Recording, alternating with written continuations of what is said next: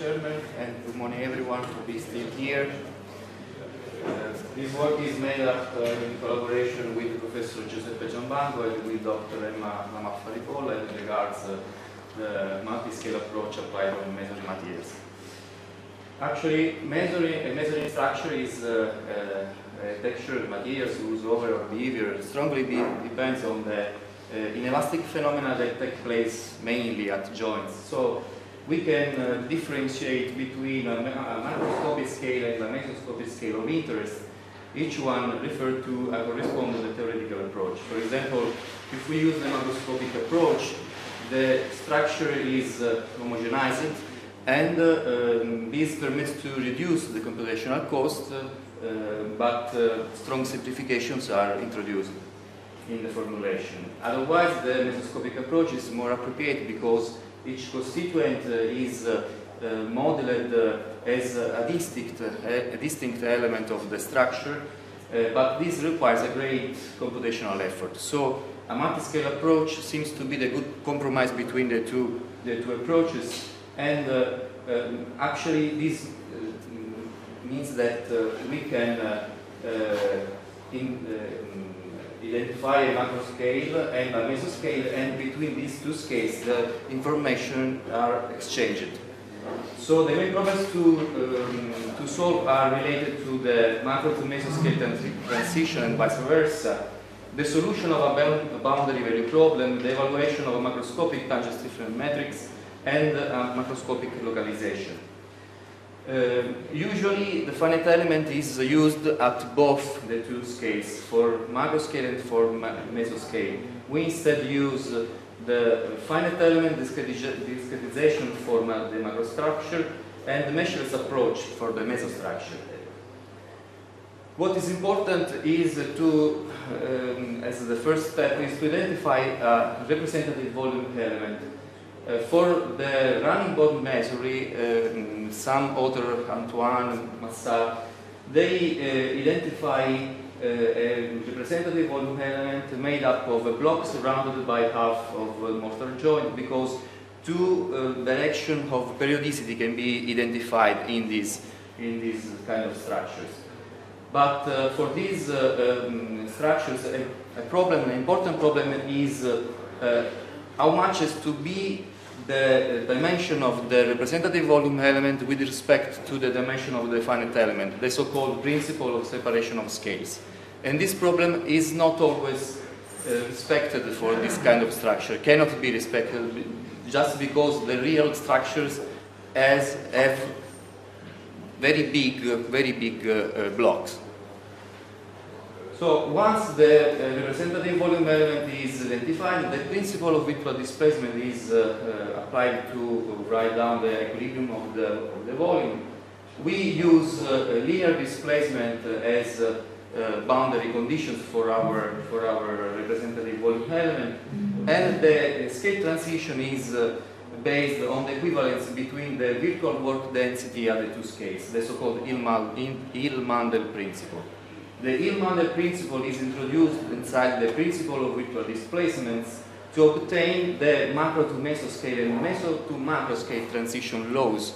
That means that starting from the macro mesh, a finite element can be identified, and inside the finite element there are some Gauss points, some evaluation points, and for each evaluation point the strain field is evaluated, and it is imposed to the UC as a boundary condition, and the stress is the result of the analysis of the boundary value problem.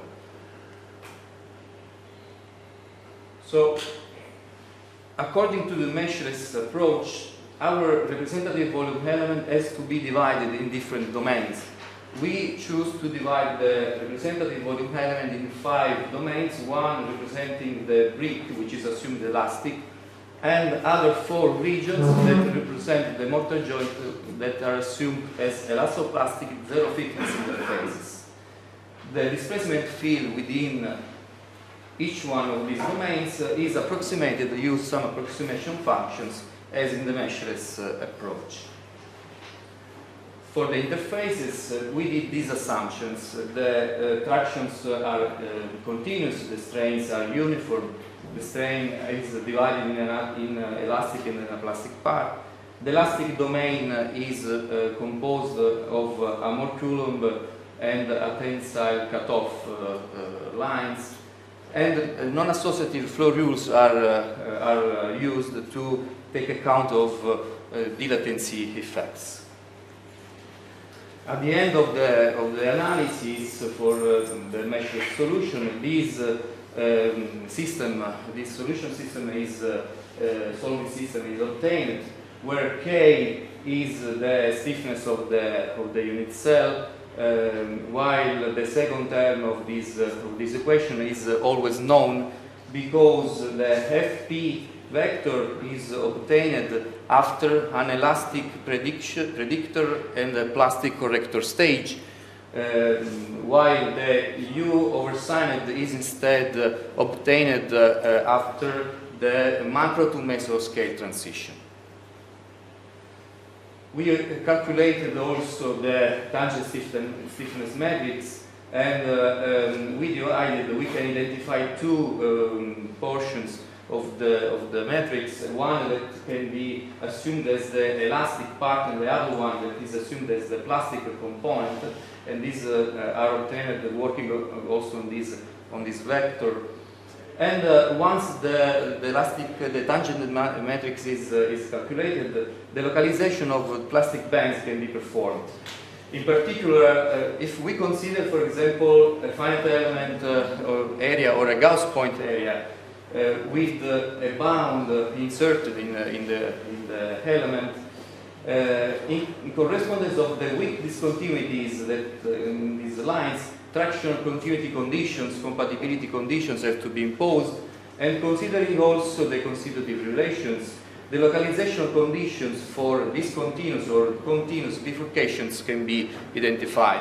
In particular, in the case of a continuous bifurcation, which means that in the element the band is still not identified, the material is always sound.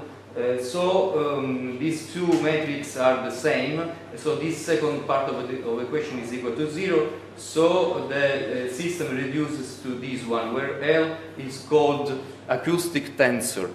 And the determinant of this tensor actually determines the initial condition for the first band localization.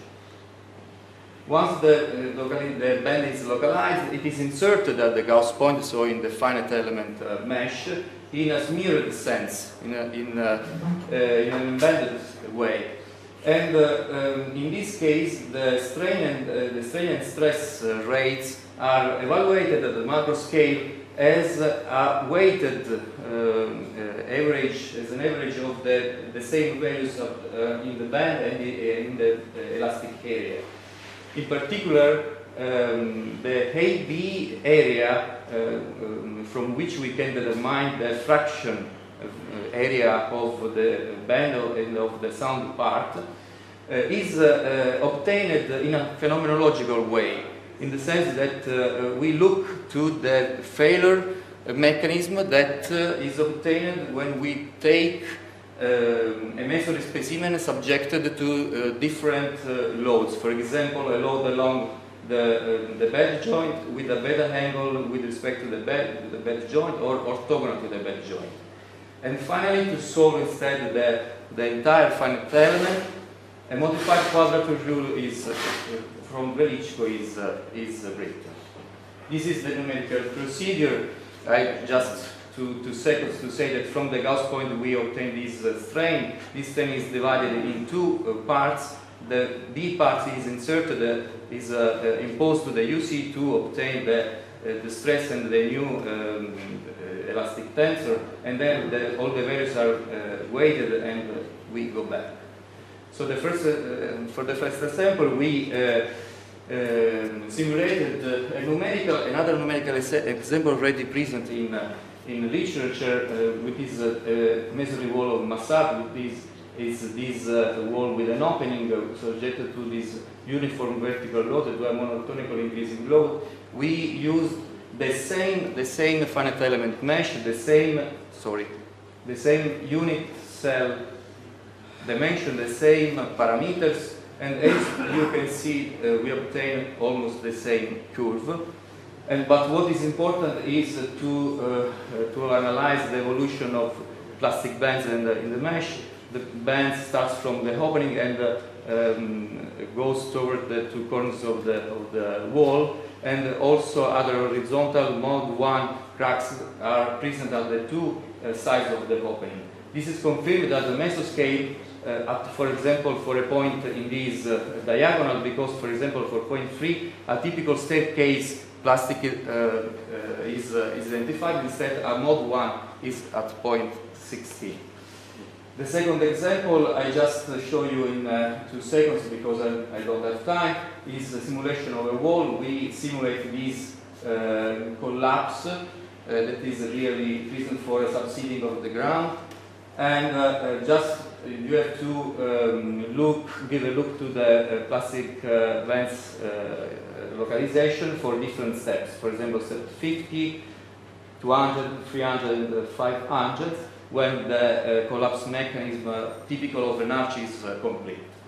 So these are conclusions.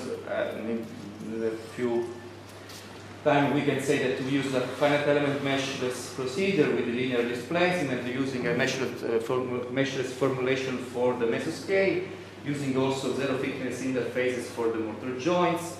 We evaluated the tangent stiffness matrix that from what we could localize plastic bands, and finally the numerical examples confirm the goodness of this approach. These are some of the future developments, and in particular we want to include periodic boundary conditions instead of linear, also a nonlinear constitutive model for brick, and we want to improve the macroscale finite element formulation. So thank you for your attention.